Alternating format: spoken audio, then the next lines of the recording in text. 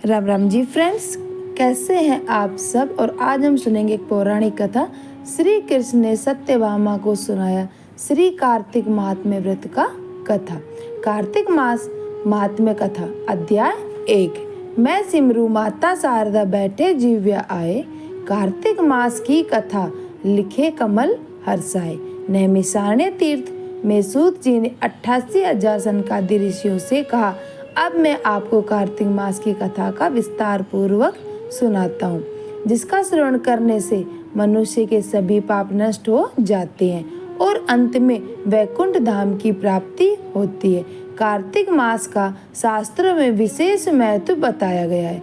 इस महीने में जो व्यक्ति भगवान विष्णु और माता लक्ष्मी की उपासना करता है, उसकी सारी इच्छाएं पूर्ण होती है। साथ ही कार्तिक मास में कार्तिक महात्म्य व्रत कथा का पाठ जरूर करना चाहिए। आइए सुनते हैं श्री कार्तिक महात्म्य व्रत कथा का पहला अध्याय। सूत जी ने कहा, श्री कृष्ण जी से अनुमति लेकर देवर्षि नारद के चले जाने के पश्चात सत्यभामा प्रसन्न होकर भगवान कृष्ण से बोली, हे प्रभु, मैं धन्य हुई, मेरा जीवन सफल हुआ। मुझ जैसी त्रिलोकी सुंदरी के जन्मदाता भी धन्य है, जो आपकी 16,000 स्त्रियों के बीच में आपकी परम प्यारी पत्नी बनी। मैंने आपको साथ नारद जी को भी वह कल्प वृक्ष आदि पुरुष विधि पूर्वक दान में दिया, परंतु वही कल्प वृक्ष मेरे घर लहराया करता है। यह बात मृत्यु लोक में किसी स्त्री को ज्ञात नहीं है।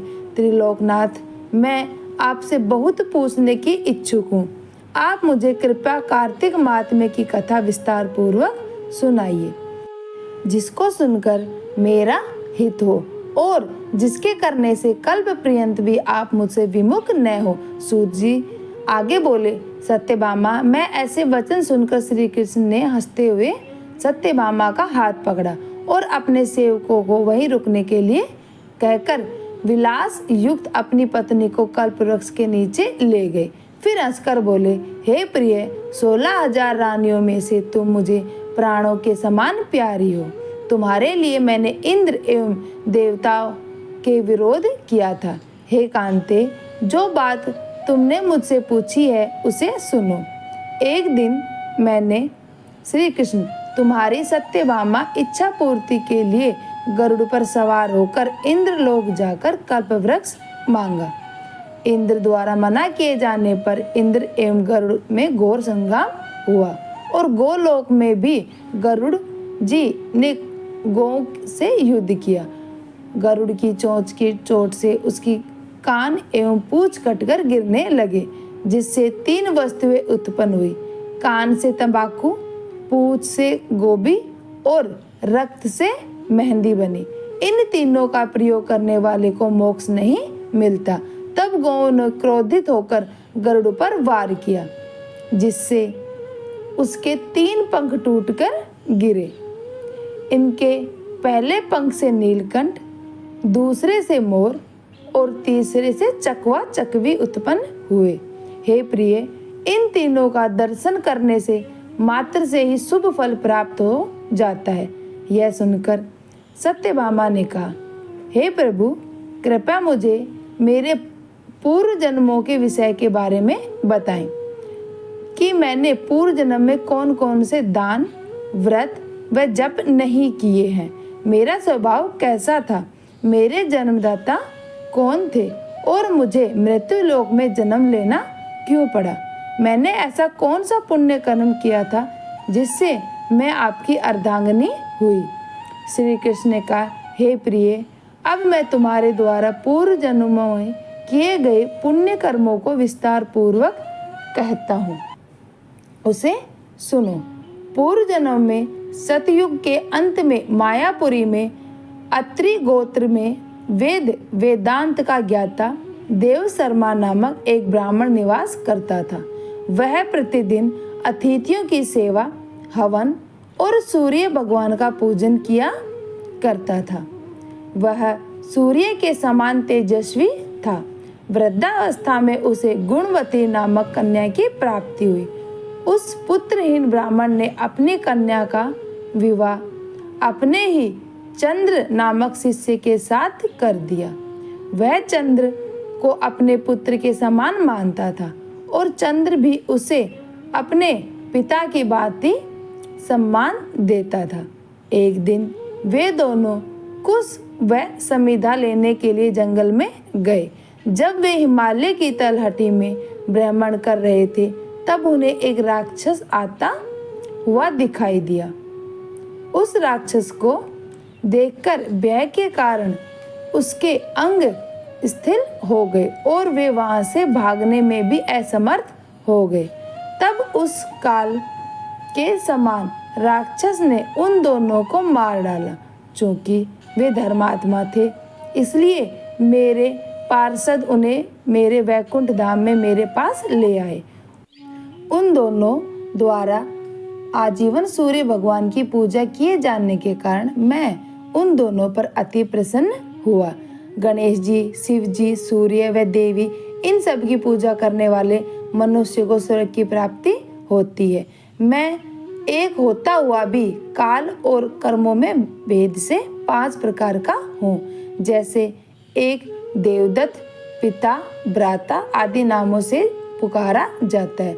जब वे दोनों विमान पर आरूढ़ होकर सूर्य के समान तेजस्वी रूपवान चंदन की माला धारण किए हुए मेरे भवन में आए तो वे दिव्य भोगों को भोगने लगे। माना जाता है कि भगवान विष्णु को तुलसी जी बेहद प्रिय है। इसी कारण कार्तिक मास में ही शालिग्राम के रूप में भगवान विष्णु और तुलसी का विवाह भी किया जाता है। इस मास में तुलसी जी की विधिवत पूजा करने से हर तरह के दुखों से छुटकारा मिल जाता है। साथ ही अकाल मृत्यु का भी भय समाप्त हो जाता है। आइए सुनते हैं कार्तिक महीने में सुनी जाने वाली तुलसी माता की कहानी।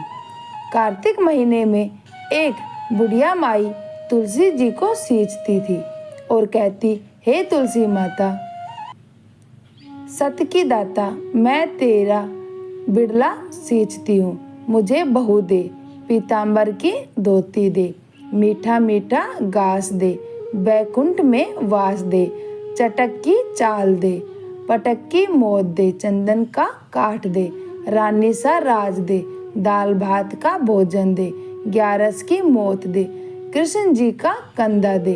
तब तुलसी माता यह सुनकर सूखने लगी तो भगवान ने पूछा कि हे तुलसी, तुम क्यों सूख रही हो?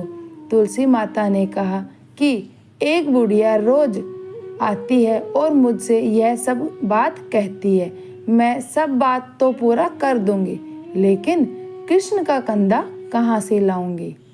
तो भगवान बोले, जब वो मरेगी तो मैं अपना कंधा दे आऊंगा।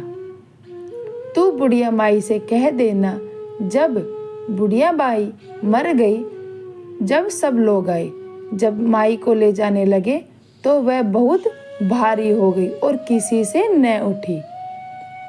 तब भगवान एक 12 बरस के बालक का रूप धारण करके आए। बालक ने कहा, मैं कान में एक बात कहूँगा तो बुढ़िया माई उठ जाएगी। बालक ने कान में कहा, बुढ़िया माई, मन की निकाल ले, पीताम्बर की धोती ले, मीठा मीठा घास ले, बैकुंठ में वास ले, चटक की चाल ले, पटक की मोत ले, कृष्ण जी का कंधा ले। यह सुनकर बुढ़िया माई हल्की हो गई। भगवान ने कंधा दिया और बुढ़िया माई को मुक्ति मिल गई। हे तुलसी माता, जैसे बुढ़िया माई को मुक्ति दी वैसे सबको देना। बोलो तुलसी माता की जय। कार्तिक महीने में तुलसी पूजा करने से कई फायदे मिलते हैं। कार्तिक महीने में तुलसी पूजा करने से भगवान श्री हरि और माता लक्ष्मी का आशीर्वाद मिलता है।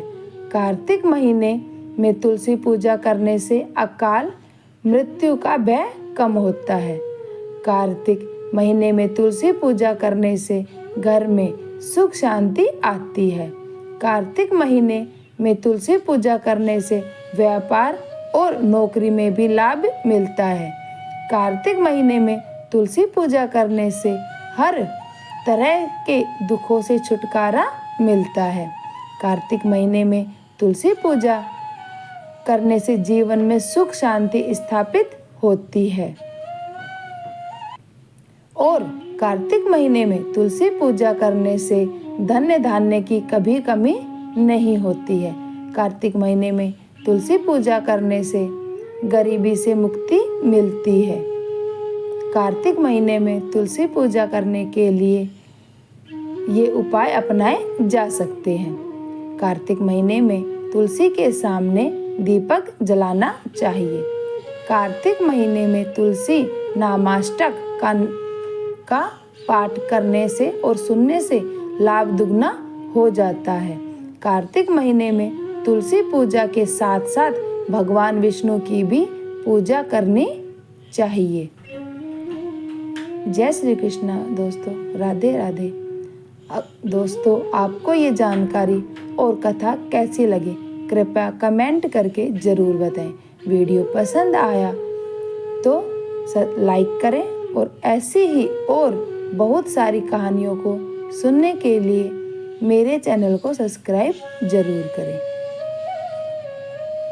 राधे राधे।